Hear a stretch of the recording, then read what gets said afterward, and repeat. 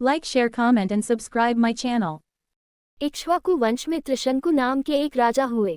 त्रिशंकु की इच्छा सशरीर स्वर्ग जाने की थी। अपनी वार्ता जारी रखते हुए मिथिला के राजपुरोहित शतानंद जी ने कहा, इस बीच इक्ष्वाकु वंश में त्रिशंकु नाम के एक राजा हुए। त्रिशंकु की इच्छा सशरीर स्वर्ग जाने की थी, अतः इसके लिए उन्होंने वशिष्ठ जी से यज्ञ करने के लिए कहा। वशिष्ठ जी ने बताया कि मुझमें इतनी सामर्थ्य नहीं है कि मैं किसी व्यक्ति को शरीर सहित स्वर्ग भेज सकूं। वशिष्ठ जी के असमर्थता प्रकट करने पर त्रिशंकु ने यही प्रार्थना वशिष्ठ जी के पुत्रों से भी की, जो दक्षिण प्रांत में घोर तपस्या कर रहे थे। इस पर वशिष्ठ जी के पुत्रों ने कहा कि अरे मूर्ख, जिस काम को हमारे पिता नहीं कर सके तू उसे हमसे कराना चाहता है। ऐसा प्रतीत होता है कि तू हमारे पिता का अपमान करने के लिए यहाँ आया है। उनके इस प्रकार कहने से त्रिशंकु ने क्रोधित होकर वशिष्ठ जी के पुत्रों को अपशब्द कहे। वशिष्ठ जी के पुत्रों ने रुष्ट होकर त्रिशंकु को चांडाल हो जाने का शाप दे दिया।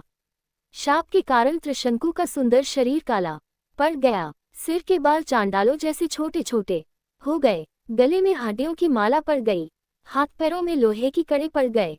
त्रिशंकु का ऐसा वेश देखकर उनके मंत्री तथा दरबारी उनका साथ छोड़कर चले गए। फिर भी उन्होंने सशरीर स्वर्ग जाने की इच्छा का परित्याग नहीं किया। वे विश्वामित्र के पास जाकर बोले कि ऋषिराज, आप महान तपस्वी हैं, मेरी सशरीर स्वर्ग जाने की इच्छा को पूर्ण करके मुझे कृतार्थ कीजिए। विश्वामित्र ने कहा कि राजन, तुम मेरी शरण में आए हो, मैं तुम्हारी इच्छा अवश्य पूर्ण करूंगा। इतना कहकर विश्वामित्र ने अपने उन चारों पुत्रों को बुलाया जो दक्षिण प्रांत में अपनी पत्नी के साथ तपस्या करते हुए उन्हें प्राप्त हुए थे, और उनसे यज्ञ की सामग्री एकत्रित करने के लिए कहा। उन्होंने अपने शिष्यों के द्वारा वशिष्ठ के पुत्रों सहित वन में रहने वाले सब ऋषि मुनियों को यज्ञ में सम्मिलित होने के लिए निमंत्रण भी भिजवा दिया। शिष्यों ने लौटकर बताया कि सब ऋषि मुनियों ने निमंत्रण स्वीकार कर लिया है, किंतु वशिष्ठ जी के पुत्रों ने ये कहकर निमंत्रण अस्वीकार कर दिया कि जिस यज्ञ में यजमान चांडाल और पुरोहित क्षत्रिय हो, उस यज्ञ का भाग हम स्वीकार नहीं कर सकते। ये सुनकर विश्वामित्र जी ने क्रोध होकर कहा कि उन्होंने अकारण ही मेरा अपमान किया है। मैं उन्हें शाप देता हूँ कि उन सबका नाश हो। आज ही वे सब कालपाश में बंधकर यमलोक को जाएं और 700 वर्षों तक चांडाल योनि में विचरण करें। उन्हें खाने के लिए केवल कुत्ते का मांस मिले और सदैव कुरूप बने रहें। इस प्रकार शाप देकर वे यज्ञ की तैयारी में लग गए। शतानंद जी ने आगे कहा, हे राघव, विश्वामित्र के शाप से वशिष्ठ जी के पुत्र यमलोक से धार गए। वशिष्ठ जी के पुत्रों के परिणाम से भयभीत सभी ऋषि मुनियों ने यज्ञ में विश्वामित्र का साथ दिया।